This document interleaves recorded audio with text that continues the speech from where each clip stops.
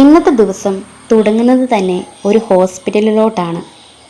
വേറെ എങ്ങുമല്ല, medical college കളമശ്ശേരിയിലോട്ട്.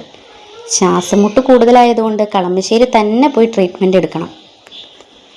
നമ്മളിത് നോക്കിയിട്ടുണ്ടെങ്കിൽ ഒരു കൊച്ചു കുടുംബം, ഹസ്ബൻഡ്, വൈഫ്, കുട്ടി, അങ്ങനെ സന്തോഷത്തോടു കൂടി ജീവിക്കുന്ന കൊച്ചൊരു കുടുംബത്തിൽ എപ്പോഴും നമ്മൾ ശ്രദ്ധിച്ചിട്ടുണ്ടാവും, ഒരു വഴക്കുണ്ടാകുന്നത് മൂന്നാമതൊരാൾ കടന്നു വരുമ്പോഴാണ്.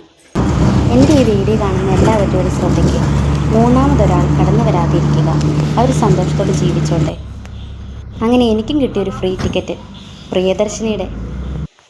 ഇതാണ് കളമശ്ശേരി ഹോസ്പിറ്റൽ. ചേട്ടൻ എവിടെയെങ്കിലും കാണാനില്ല.